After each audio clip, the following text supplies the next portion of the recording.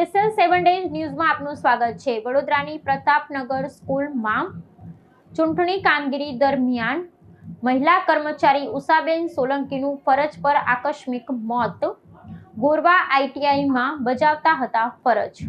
વડોદરા શહેરના કડક બજાર વિસ્તારમાં આવેલી પ્રતાપ સ્કૂલ ખાતે ચૂંટણીલક્ષી કામગીરી દરમિયાન એક અત્યંત દુઃખદ ઘટના સામે આવી છે। મતદાર યાદી સુધારણા કાર્યક્રમ અંતર્ગત બૂથ લેવલ ઓફિસર બીએલઓ સહાયક તરીકેની ફરજ બજાવતા એક મહિલા કર્મચારીનું ફરજ પર હતા ત્યારે જ અચાનક તબિયત લથડતા કરુણ મૃત્યુ નિપજ્યું છે। સરકારી કામગીરી દરમિયાન બનેલી આકસ્મિક ઘટનાને પગલે સ્થાનિક વહીવટી આલમ અને શિક્ષણ જગતમાં ગમગીની છવાઈ ગઈ છે। પ્રાપ્ત વિગતો અનુસાર મૃતક મહિલા કર્મચારીની ઓળખ ઉષાબેન સોલંકી તરીકે થઈ છે, જેઓ મૂળ ગોરવા વિસ્તારમાં આવેલી મહિલા ઔદ્યોગિક તાલીમ સંસ્થામાં પોતાની સેવાઓ આપી રહ્યા હતા। તંત્ર દ્વારા તેમને હાલમાં પ્રતાપ સ્કૂલ ખાતે ચૂંટણીલક્ષી કામગીરી માટે નિયુક્ત કરવામાં આવ્યા હતા। આજે પોતાની ફરજ બજાવી રહ્યા હતા તે દરમિયાન અચાનક તેમની તબિયત નાદુરસ્ત થતા સાથી કર્મચારી દ્વારા તેમને તાત્કાલિક સારવાર અર્થે સયાજી હોસ્પિટલ ખસેડવામાં આવ્યા હતા। જોકે સારવાર શરૂ થાય તે પહેલા જ ફરજ પરના તબીબોએ તેમને મૃત જાહેર કર્યા હતા। આ બનાવના સમાચાર મળતા જ મૃતકના પરિવારજનો અને એક સાથે કામ કરતા સહકર્મીઓમાં ઘેરા શોકનું મોજું ફરી વળ્યું હતું। રાષ્ટ્રીય ફરજ બજાવતી વખતે કર્મચારીના આકસ્મિક નિધનને કારણે અન્ય કર્મચારી પણ સ્તબ્ધ થઈ ગયા હતા અને ઘટનાની જાણ થતાં ઉચ્ચ અધિકારીઓ પણ હોસ્પિટલ દોડી આવ્યા। હાલમાં મૃતદેહને જરૂરી તબીબી પરીક્ષણ માટે મોકલી આપી આગળની કાર્યવાહી હાથ ધરવામાં આવી છે, જેથી મૃત્યુનું ચોક્કસ કારણ જાણી શકાય। સવારે એસઆઈઆરની કામગીરી ચાલી રહી છે, જે દરમિયાન આપણે કલેક્શન માટેના અલગ અલગ ભાગોની અંદર કેમ્પ માટેની કામગીરી કરેલી હતી। આમની અંદર બીએલઓ સહાયક, મોટી સંખ્યામાં કોલેજના વિદ્યાર્થીઓ જોડાયેલા હતા। આ દરમિયાન એક દુઃખદ ઘટના બની। આપણી સાથે બીએલઓ સહાયક તરીકે ઉષાબેન સોલંકી, જે તિલકવાડા નર્મદા જિલ્લાના વતની છે અને અહીંયા ફરજ નિભાવતા હતા। એમને અચાનક ત્યાં સ્થળ ઉપર પડી જતા એમને તાત્કાલિક જે કડક બજાર હતું ત્યાંથી તાત્કાલિક એમને આપણા નાયબ મામલતદાર એમને હોસ્પિટલમાં લઈ ગયેલા। એમ્બ્યુલન્સની વેઇટ કર્યા વગર તાત્કાલિક, કેમ કે ત્યાં ગાડી પણ જઈ શકે એવું નહોતું, એટલે તાત્કાલિક એમને રિક્ષામાં લઈ જઈને એમને હોસ્પિટલ લઈ ગયેલા। અમને સૂચકતા પણ જોકે કામ ના લાગી અને હોસ્પિટલ ગયા ત્યારે એમનું નિધન થયેલું હતું। આ બેનનું દુઃખદ અવસાન થયું છે।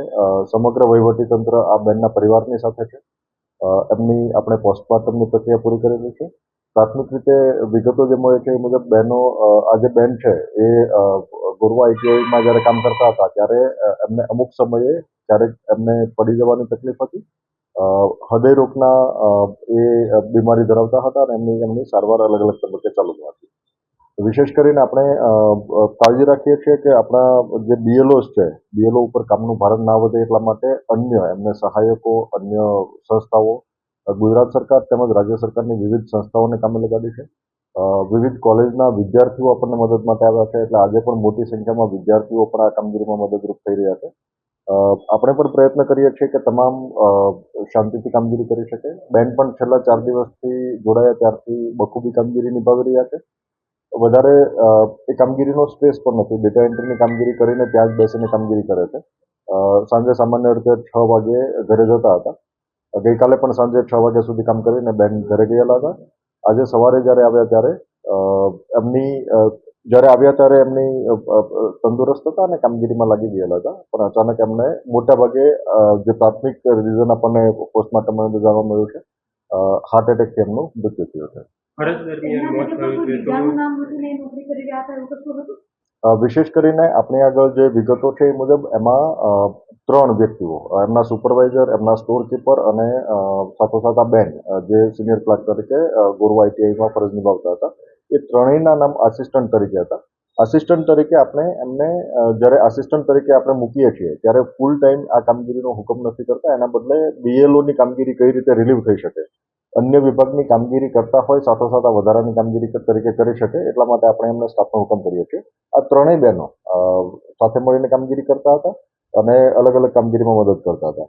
આપણો વિશેષ પ્રયત્ન એ છે કે જ્યારે બીએલઓ અત્યારે કામગીરી કરે છે, ફિલ્ડની જવાબદારી પણ છે, સાથોસાથ ડેટા એન્ટ્રીની જવાબદારી છે, ત્યારે આ ડેટા એન્ટ્રીની જવાબદારી અન્ય સહાયકો મારફતે, અન્ય આસિસ્ટન્ટ મારફતે નિભાવાય એ માટેનો આપણો સતત પ્રયત્ન છે।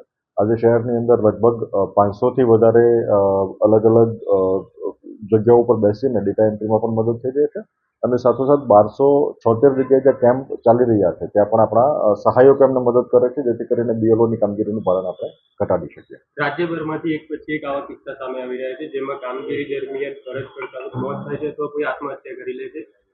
આપને શું માનવું છે કે કોઈ પ્રેશરાઇઝ દબાણ કરવામાં આવે છે કામગીરી કરવા માટે, કોઈ ટાર્ગેટ આપવામાં આવે છે કે શું છે?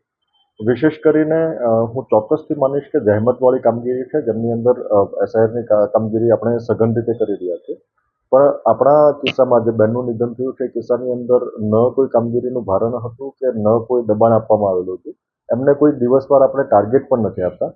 સહાયક તરીકે આવે છે એટલે એમની કોર રિસ્પોન્સિબિલિટી બીએલઓની રિસ્પોન્સિબિલિટી જેટલી ઓછી થઈ શકે એ દિશાનો પ્રયત્ન આપણો હોય છે. અને એમની અંદર હજારોની સંખ્યામાં આપણી સાથે આજે શાળાના વિદ્યાર્થીઓ, અન્ય શિક્ષક મિત્રો, સાથોસાથ અન્ય સંસ્થાના કર્મીઓ, કેન્દ્ર સરકારના ઘણા બધા કર્મીઓ, બેંકના કર્મીઓ, એલઆઈસીના કર્મીઓ, એ બધા પણ આપણી સાથે લાગ્યા છે. એટલે બેન અગાઉથી હાર્ટના પેશન્ટ હતા અને આ કિસ્સામાં એમને કોઈ દબાણ કરવામાં આવ્યું હોય અથવા તો અન્ય રીતે કામગીરી લેવામાં આવ્યું હોય એવું નથી. ઘટના ચોક્કસથી દુઃખદ છે અને સમગ્ર વહીવટીતંત્ર બેનના પરિવારની સાથે છે.